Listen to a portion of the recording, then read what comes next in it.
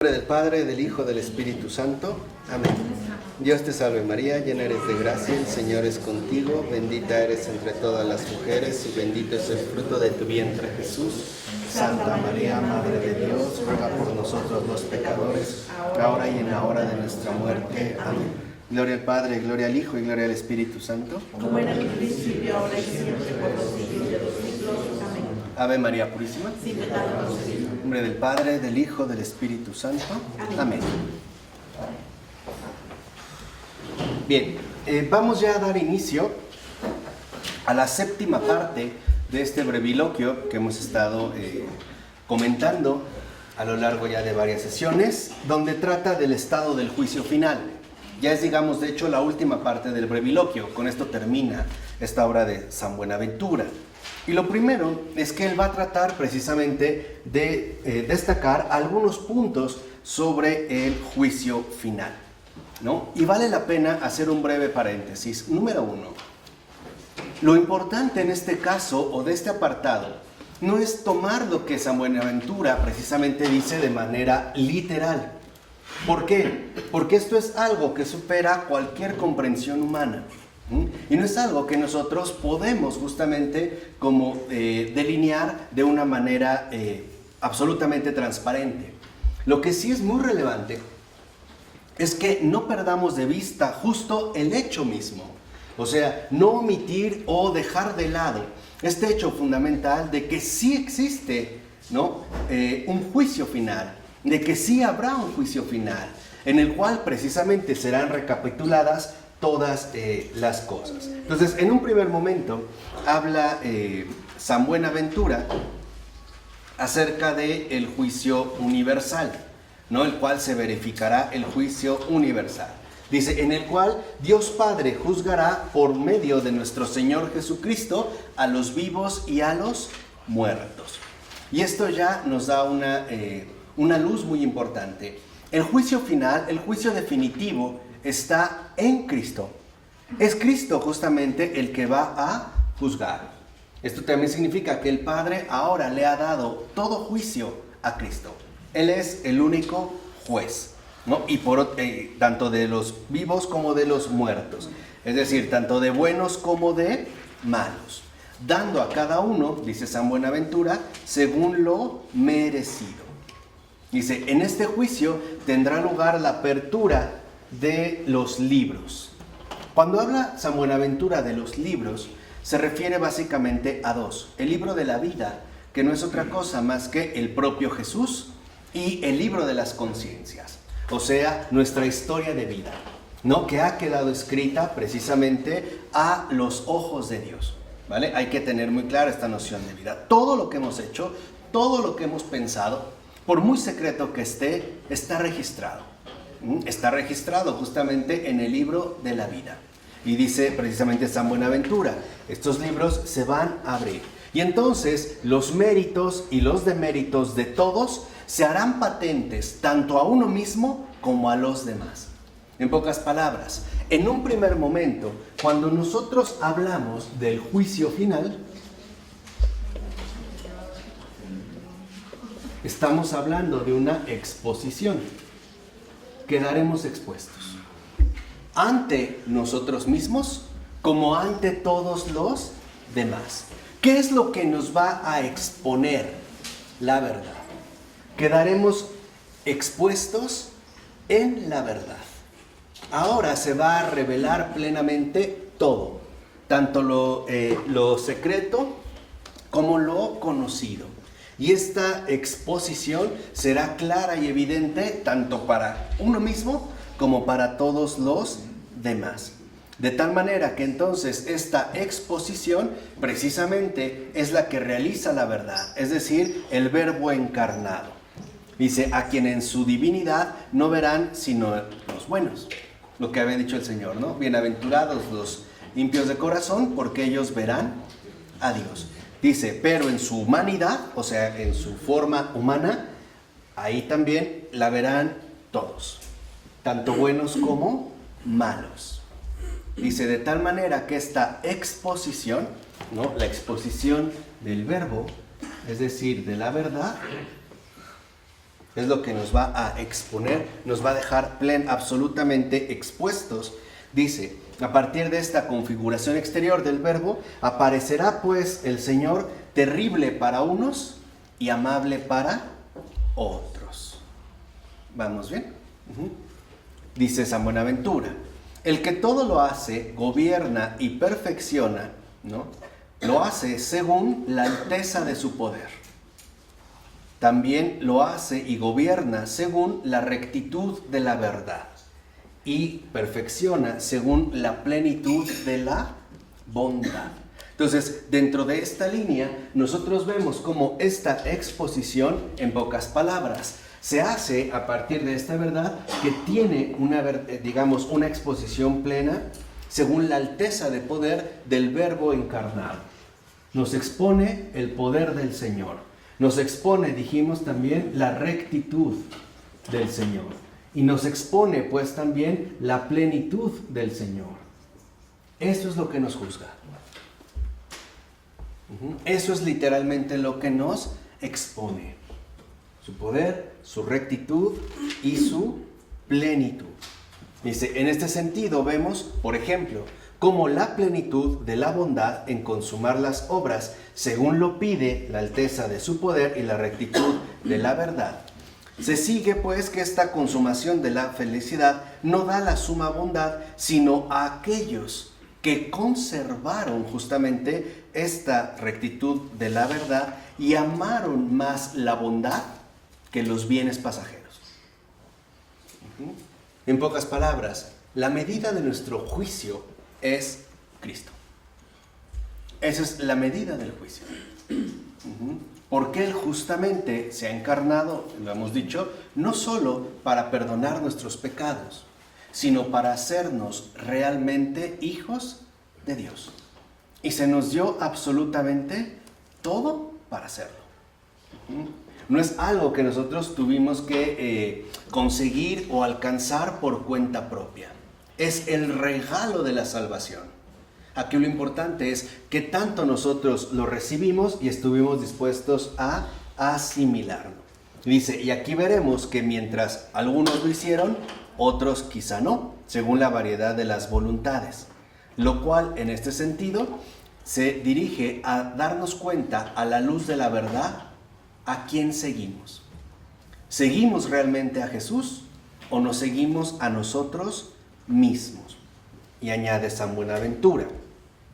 Así, para que se manifieste la alteza del poder, la rectitud de la verdad y la plenitud de la bondad, es necesario que haya un juicio universal, donde tengan, lugar las justas recompensas de premios, las manifiestas declaraciones de méritos y también el pronunciamiento de las sentencias, a fin de que los que merecen, en este caso, las recompensas, las reciban. Y por el contrario, los que reciban sentencias, también en este sentido, las reconozcan. ¿Vale? Es, dentro de esta línea. Dice, por eso, lo que se va a exponer, en ese sentido, son tres cosas. ¿Qué hicimos? ¿Qué no hicimos? ¿Y qué debimos hacer? En esas circunstancias, ¿qué hicimos? ¿Qué no hicimos? ¿Y qué debimos hacer? De tal manera que entonces también este juicio de poder, rectitud y plenitud involucra el ejercicio de nuestra libertad. Porque para eso se nos hizo libres, para ser buenos, o en un sentido negativo, para no estar obligados a ser malos o a hacer el mal. Entonces, en esta libertad, justamente el punto central se dirige hacia la voluntad, ¿no? Y en varias circunstancias. De tal manera que en este sentido podremos ver, por ejemplo, dice en esta línea, en qué consiste nuestra aprobación y también en qué consiste nuestra reprobación. Aquí es, digamos, donde se ve en base a la voluntad y la libertad, tanto la aprobación como la reprobación. De tal forma que ahí ninguno puede ya permanecer oculto. Todo quedará, o finalmente, ¿no? Todo estará finalmente a la luz de la verdad. De aquí vemos, pues, que en este sentido también hay una voz que se pronuncia sobre nosotros, la voz de la verdad. Es una voz que causa terror a los culpables, pero seguridad a los inocentes. De la misma manera que esta voz, la voz del Señor, llena de alegría a los justos, pero de espanto a los impíos. En este sentido, lo que vemos es también, como dice San Buenaventura, que debemos de reconocer cómo en este juicio final se presentan tres aspectos fundamentales: preámbulos, concomitancias y consecuencias. Las va a ir desarrollando en este orden: preámbulos, concomitancias y consecuencias. Primero, dice, dos son los preámbulos dentro de esta línea. Hay ahora también preámbulos. Dice, son dos. Estos dos preámbulos son el purgatorio y los sufragios de la iglesia.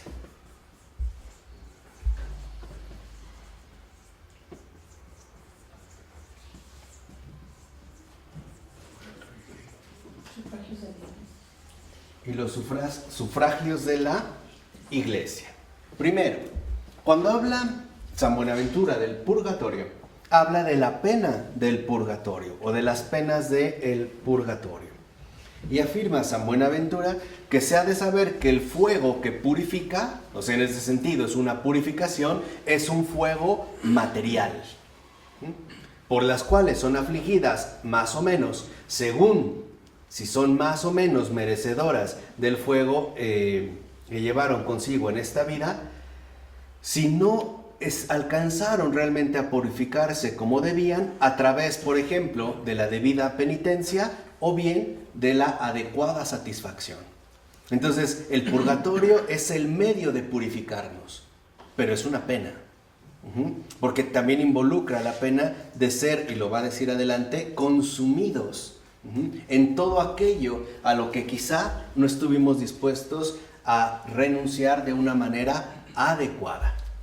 ¿Vale? Es, digamos, dentro de esta línea. Dice, sí, pero hay que tener que son penas afligidas mucho menos gravemente que en el infierno.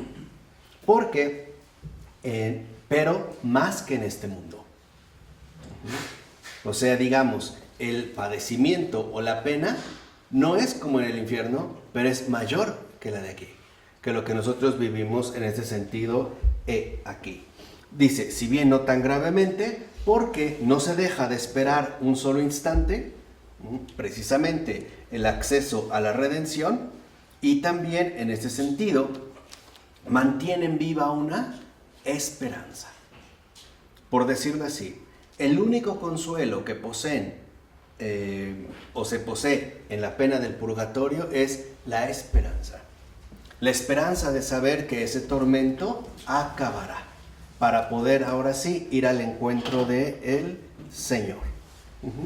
De tal forma que a través de este fuego las almas son purificadas de las escorias, dice, le llama San Buenaventura, las reliquias de los pecados que conservamos, limpiándonos suficientemente para ser después introducidos en la gloria del paraíso. Así pues, en el purgatorio se buscan tres cosas: que esta purificación sea punitiva, o sea satisfactoria según la justicia. Por lo tanto, que también sea dignamente satisfactoria para poder acceder a la gloria del paraíso. Y también suficientemente purificadora. En pocas palabras, no es un castigo. Dios no lo hace por castigarnos. Es porque lo necesitamos como último recurso para poder entrar en comunión con Él. Es esto. Incluso podemos decir que es un gesto de su infinita bondad. Dice, aquí podemos ver, por ejemplo, cómo entonces este fuego purificador puede apenar, o sea, en el sentido de infligir una pena, un padecimiento, a unos con mayor rigor que a otros, según el grado de sus propias ofensas. O sea, la pena del purgatorio no es la misma para todos. Algunos más, algunos menos. Dice, así podemos ver cómo esta pena depende del grado en el que penetró más en el fondo del corazón el amor a las cosas mundanales, lo cual entonces puede complicar la purificación del hombre. Entonces, mientras más difícil sea nuestra purificación, mayor será nuestra penalidad. ¿Vale? Es un poco como ocurriría, la imagen es curiosa, pero es un poco como puede ocurrir con un sartén acochambrado, ¿no? Mientras más pegado esté el cochambre, más duro le vamos a tener que raspar y más productos vamos a tener que utilizar. Pero se quita porque se quita. Es un poco también como ocurre con una persona que se ha quemado. No sé si han visto cuando uno ha sufrido una quemadura muy fuerte, ¿no? La curación es literalmente a carne viva, tallar, hasta que brote la nueva carne. En pocas palabras, nos hacemos santos porque nos hacemos santos, aunque duela. Se puede porque se puede, aunque cueste, aunque espante, pero entramos porque entramos en esta línea, dentro de esta línea del purgatorio. Dice, de tal manera que como los que así son purificados se mantienen en gracia, porque no pueden ser devorados del todo ni por la tristeza ni por la desesperación. Por eso les decía, hay un rasgo importante. A pesar de esta penalidad sufrida, justamente uno no incurre ni en tristeza ni en desesperación. De tal manera que, por ejemplo, el alma en pena, por eso se habla de un alma en pena, o sea, en el purgatorio, no de las que andan según vagando ahí de manera fantasmal, ¿no? Como si se le hubiera escapado al Señor Jesús, ¿no? Se fugó y anda por ahí haciendo sus travesurillas. Esos son demonios, o sea, no le busquen otra cosa. En realidad no un alma, en este sentido, dice, tampoco se desata en blasfemias. Por ello, a pesar de la intensidad de su aflicción, la certeza de que entrarán tarde o temprano al paraíso les basta para mantenerse firmes. O sea, no es en este sentido un padecimiento infernal. En síntesis, el purgatorio sirve para que, como dice San Buenaventura, no quede óbice alguno, impedimento alguno para la gloria. El purgatorio es un medio. El Señor nos ha hecho justamente para su gloria, para recibir, dice San Buenaventura, para recibir la deiformidad de la gloria. ¿Qué es la deiformidad de la gloria? O sea, todo esto, a final de cuentas, ¿no? El juicio final, ¿a qué apunta?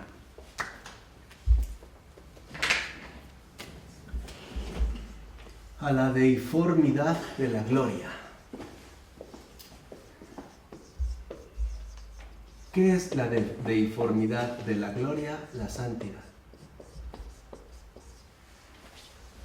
Aquello que se nos ofreció ya desde aquí.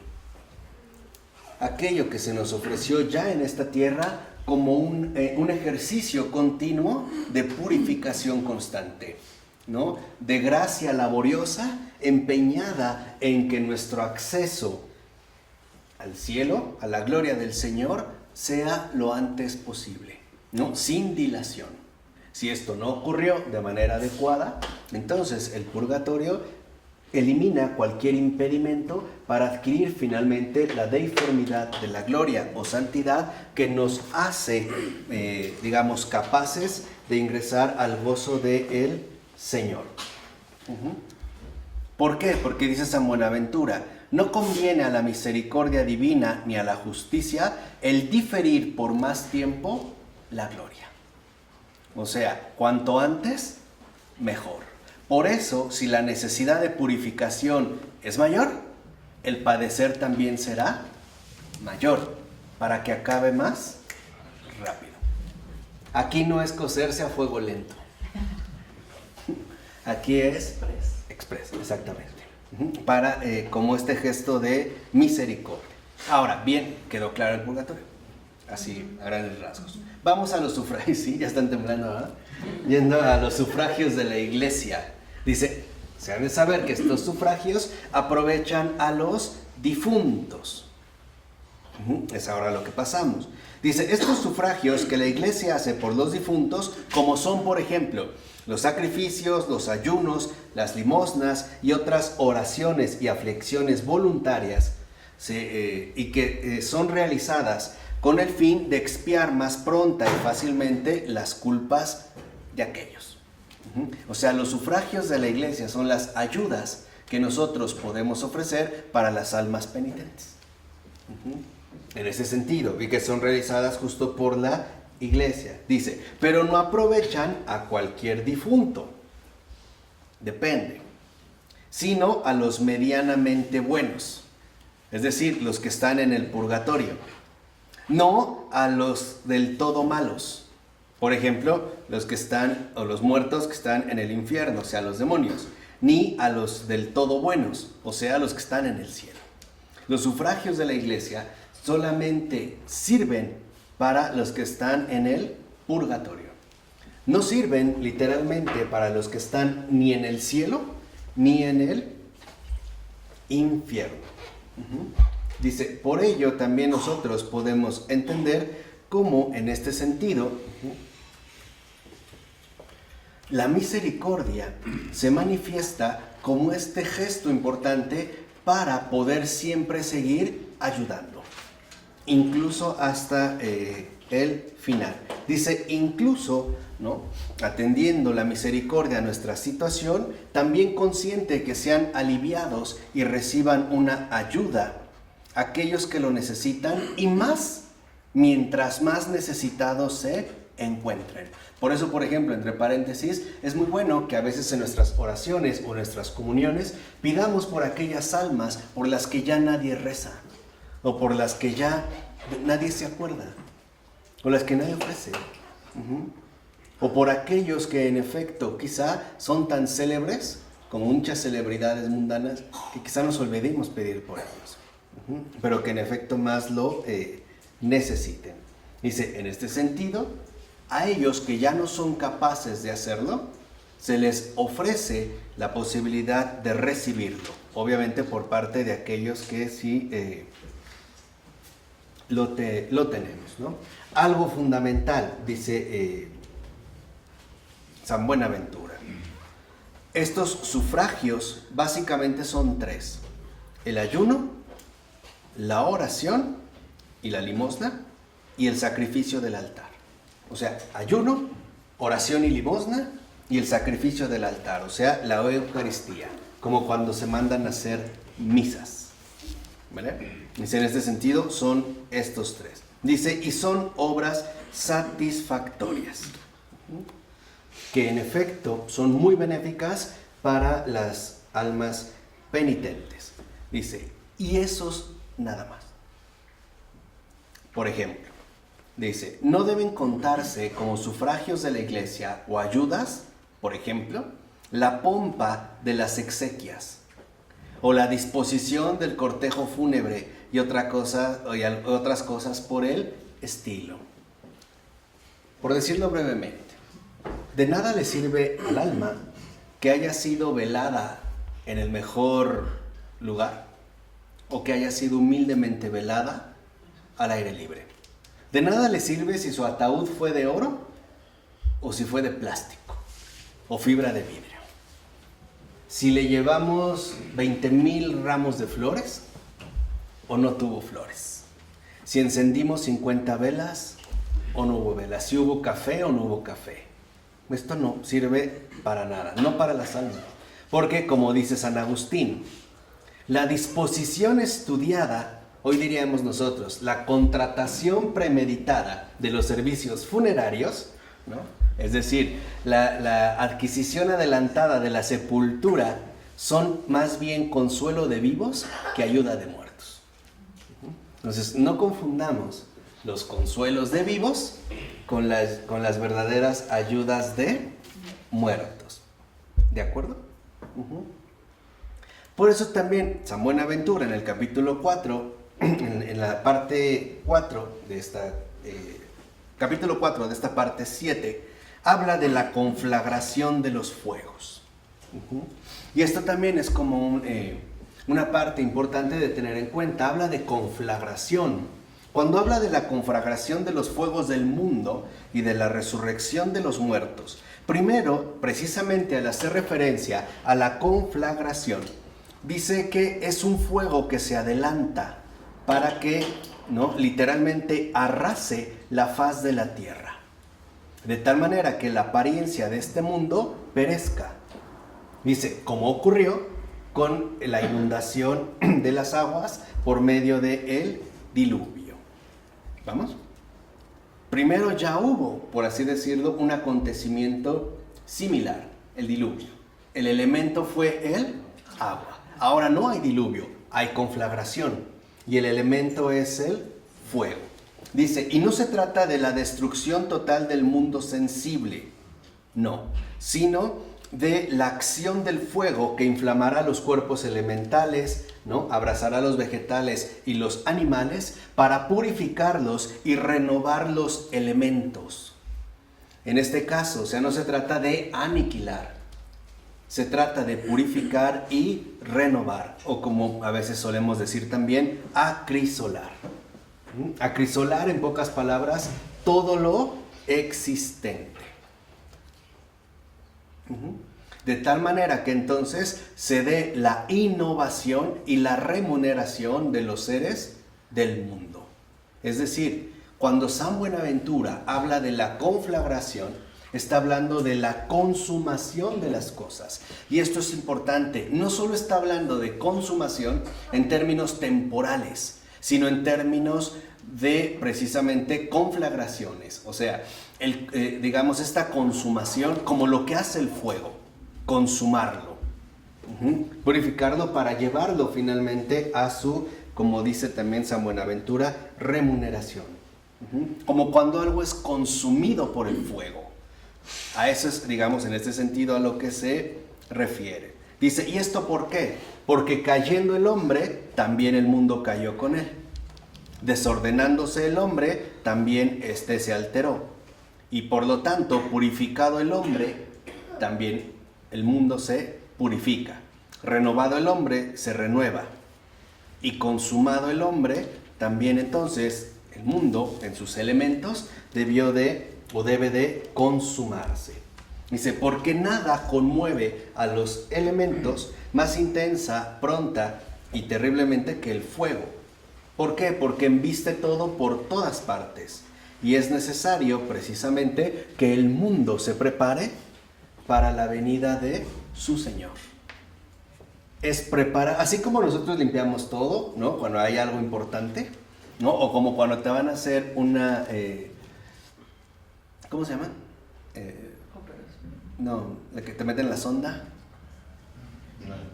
Es endoscopía, ¿no? Te limpian, ¿no? Literalmente te limpian todo. Pues toda la creación entera tiene que estar consumada, tiene que estar presentable, tiene que estar literalmente, ¿no?, conflagrada para la presencia y venida de su Señor. Dice, de tal manera que entonces, en este sentido también, que haya concurso de los fuegos del mundo. ¿Cuáles son los fuegos del mundo? El fuego elemental, o sea, el fuego terrestre que conocemos, el fuego del purgatorio y el fuego del infierno. ¿Para qué? Dice, para que por el fuego del infierno ardan los condenados, por los del purgatorio se purifiquen los que han sido justificados, por el fuego terrestre se consuma cuanto de la tierra proviene. Esa es la consumación de los tiempos, se consuma, ¿no?, en este sentido. ¿Qué pasa con la tierra? ¿Qué pasa con la tierra? Lo que, no, es que ya no está hablando, digamos, de algo netamente físico, sino, no es que se queme con el fuego terrestre, sino es el fuego que purifica y cambia la apariencia de las cosas. Hace su renovación, ¿no? En este sentido pleno. Dice, de tal manera que en este sentido, ¿no? El aspecto se renueve por completo, a fin de que no solamente los hombres y los demonios se perturben, sino hasta los ángeles se llenen de terror. Ahora sí, con la venida del Señor. Dice, así como el mundo fue antes destruido y en cierta manera purificado por el elemento del agua, porque es fría, y se oponía al ardor y es de la lujuria, que es lo que destacaba antes. Ahora vean también por qué el fuego, hablábamos, ¿no? de los fuegos del mundo, los elementos. Dice, así el mundo al final será consumado por el fuego a causa del enfriamiento de la caridad y del hielo de la malicia. Por eso llega fuego, por el enfriamiento de la caridad y por el hielo de la malicia y de la avaricia. Es decir, en la vejez del mundo, lo que impera hasta el final es enfriamiento de la caridad y el hielo de la malicia y de la avaricia. Dice, como estos vicios, el enfriamiento de la caridad y el hielo de la malicia y la avaricia se han entrañado demasiado, es necesario que lo que los haya de sacar hacia afuera, lo haga de manera total. Y esto solo lo puede hacer el fuego. Por eso dice, así como se verificó el diluvio por la inundación de las aguas, ¿no? Por el ardor de la lujuria, ahora la faz del mundo sensible que nosotros conocemos será arrasada por la acción del fuego, para acabar de manera total con lo que hemos dicho, el enfriamiento de la caridad y el hielo de la malicia. De tal manera que entonces esta purificación nos conduce en último término a la verdadera renovación. Esa es la conflagración. Que todo quede convertido en un verdadero horno de caridad. ¿No es ese el corazón de Dios? Horno de caridad. Que todo lo devora por su intensidad. Y que no consiente ni el hielo de la malicia, ni el enfriamiento de la caridad, ya de la apatía o de la desidia en ese sentido humana. Al hablar de conflagración, ¿vamos bien? Dice ahora, en lo referente a la resurrección de los cuerpos, nosotros podemos afirmar que resucitarán los cuerpos de todos los hombres, todos, desde el primero hasta el último. Todos. Dice, sin importar o distinguir su grado de excelencia. Dice, porque, por ejemplo, los malos resucitarán con sus fealdades y penalidades, miserias y defectos que tuvieron en el estado de viadores. En los buenos será distinto porque resucitarán con el cuerpo íntegro, el cual corresponde, dice San Buenaventura, a la edad madura, para que así, en efecto, aparezcan cual varones perfectos según la medida de la edad cumplida de Cristo. Es decir, 33. En esta línea. Dice, resucitarán así los buenos y los malos, los mismos cuerpos numéricamente que antes, formados de las mismas partes, salva la identidad de la naturaleza entera. Dice, en cuanto a sus miembros, su humor radical, también los cabellos y demás miembros, que se refieren a la armonía del cuerpo. Todo saldrá. Dice, y la reformación de la gracia requiere que el cuerpo todo entero se asemeje precisamente a Cristo, que es cabeza, cuyo cuerpo muerto, por estar unido inseparablemente a la divinidad, es necesario que resucitase. Si nosotros somos el cuerpo de Cristo y Cristo ya ha resucitado, siendo la cabeza, ahora también es necesario que todo su cuerpo, ¿no? Es decir, nosotros, su iglesia, también sea, también en este sentido se lleve a cabo. Dice, esta resurrección no es la misma para todos. En los malos no es para la vida, sino ahora sí para la muerte, el suplicio. De esta forma, entonces, dice también, involucra la resurrección según la consumación de la gracia. Y es la gracia perfecta la que nos hace conformes a Cristo, quien no tuvo defecto alguno en los miembros, sino perfecta edad, estatura proporcionada y semblante hermoso. Por eso, los buenos es conveniente que resuciten en las mejores condiciones y también que se quiten de ellos los defectos. O sea, ahora sí, aparecer de nuevo sin defectos. Totalmente renovados. Ahora dice San Buenaventura, corresponde tratar de las cosas que han de seguir al juicio. Y son dos, la pena infernal, la gloria celestial. En orden a la pena infernal, lo que debemos de saber es esto, que la pena de la desviación perpetua debe ser perpetua porque el pecado se comete uno y del cual nunca se arrepiente. Esto significa que dura perpetuamente en el alma y aparta de la vida perpetua, esto es de Dios, y como procede de la voluntad, quiere deleitarse en ese pecado perpetuamente. Ya no me detengo mucho ahí porque ya lo vimos con Ayash, ¿no? Como es, digamos, su autoafirmación. Dice, y porque pecó contra el infinito, pues ahora su pena es infinita. Pero como no es capaz de pena infinita, y mucho menos de infinita intensidad, entonces la tendrá a perpetuidad. Es decir, para siempre, sin término. Estamos hablando justamente del tormento de los condenados, el tormento de los demonios. El tormento en este sentido infernal. Dice, y en este tormento, justamente, ¿no? Se presenta triple pena. Uno, la privación de la vista de Dios.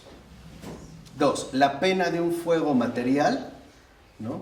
A causa del desvío, y la pena del gusano, que es a causa de la contravención de la voluntad y de la razón.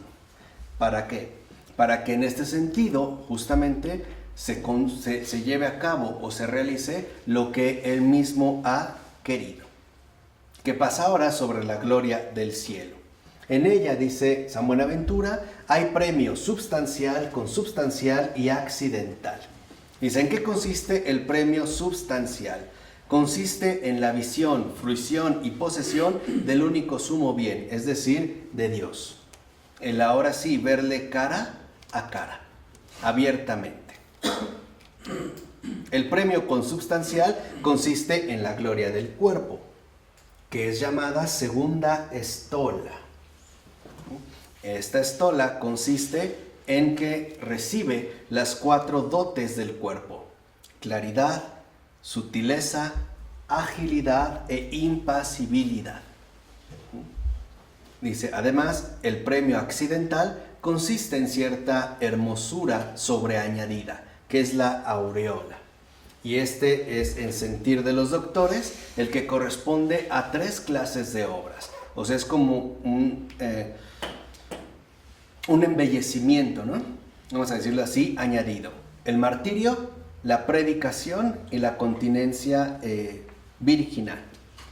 Son, digamos, como las líneas fundamentales de aquí. Dice, de tal manera que entonces no solo se hace justicia a los malos según lo que han escogido, sino también a los buenos según lo que han preferido. Así, en premio a la deformidad de la gloria, también se reciben 3 beneficios. Primero, 3 recompensas. Primero, que haciéndose el alma conforme a Dios, queda capacitada para verla claramente con el entendimiento. 2. Se hace capaz de amarle plenamente con la voluntad. Y se hace capaz de retener esta situación eternamente con la memoria. Así también el alma es glorificada en sus tres potencias: memoria, entendimiento y voluntad. ¿Para qué? Para que se configure toda con Dios, se haga una con Él, descanse en Él y obtenga de Él lo que tanto ha anhelado: paz, luz y bien. En cuanto a la gloria en ese sentido celestial. Y también es fundamental que esta claridad se manifieste en el cuerpo, porque por estas cuatro propiedades se vuelve el cuerpo conforme al alma, y de esta manera también el cuerpo queda dotado de luminosidad. Se vuelve apto para formar parte de la patria de los bienaventurados. O sea, no solo el alma será bienaventurada, sino también el cuerpo. De tal forma que entonces se alcance la plenitud de la dulzura y la embriaguez de la bienaventuranza. O sea, nuestra verdadera vocación, que es este deleite pleno que el Señor nos ofrece, también involucra a nuestro cuerpo. No solo se trata de algo espiritual, también se trata de algo corporal, de algo carnal. Dice: por eso hay tres géneros de obrar sobremanera perfectos, hermosos y armoniosos, y que nos conducen justamente hacia lo que acabamos de mencionar. Uno, un género racional, que consiste en la predicación de la verdad que lleva a otros a la salvación. Y ahí estamos llamados a participar todos, para que vean que no solo es para algunos, sino algo que se nos ha ofrecido a todos. Vuelvo a repetir. Esta obra, según la dimensión racional, que consiste en la predicación de la verdad que lleva a otros a la salvación. También le podemos decir evangelización. Según la parte concupiscible, que es la perfecta huida de las concupiscencias por la integridad perpetua de la continencia virginal. O sea, el rehuir del mal para mantenerse en el bien. Esa es la continencia virginal. Dice, y también según el modo de irascible, que es incluso el sufrir la muerte por honor de Cristo. O sea, el estar dispuesto a morir a uno mismo. Por eso hacia el final cita a San Anselmo, que por cierto es un santazo, está increíble su monologio, su proslogio de San Anselmo. Es alguien que deberíamos de leer de manera personal, más como meditación y como guía también, ¿no? Y cita estas palabras muy bellas de San Anselmo. Dice: quien llegue a gozar de este bien, ¿qué tendrá y qué le faltará? En verdad que cuanto quiere tendrá, y cuanto no quiere no, pues allí habrá bienes del cuerpo y del alma, como ni el ojo vio, ni el oído oyó, ni vino la mente, ni captó la mente del hombre. Dice: ¿por qué vagas, hombrecito, por multitud de cosas, en busca de bienes para tu alma y para tu cuerpo? Ama el único bien, en quien están todos los bienes, y basta. Ama el único bien. ¿Y el gozo? ¿Cuál y cuán grande, donde tal y tan grande es el bien? Corazón humano, corazón pobrecito, corazón que has experimentado quebrantos y tal vez te sientes abrumado de quebrantos. ¿Cuánto gozarías si tuvieses todo esto en abundancia? Pregúntale a tu interior si puede caber en él gozo de tan grande bienaventuranza. Si el corazón del hombre, a causa de tan gran bien suyo, realmente debemos reconocer que apenas tendrá cabida para su gozo. ¿Cómo será posible gozar de esa manera? Es decir,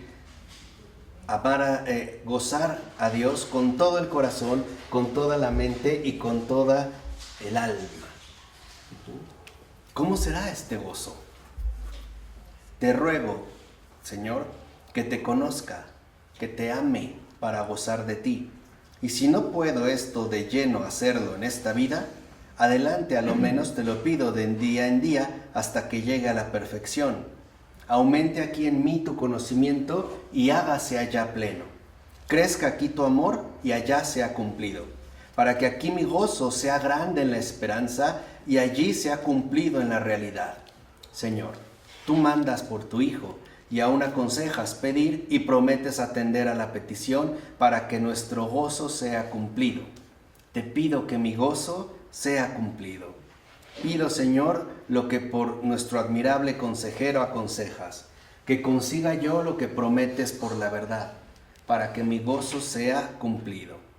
Mientras tanto, piense allí mi mente, hable de allí mi lengua, ame aquello mi corazón, que platique de ello mi boca, que tenga hambre de aquello mi alma, que tenga sed de aquello mi carne, que lo desee todo cuanto soy, hasta entrar en el gozo de mi Señor, que es trino y uno, Dios bendito y alabado por los siglos de los siglos. Amén. En nombre del Padre, del Hijo y del Espíritu Santo. Amén. Pues muchas gracias. Buenas noches.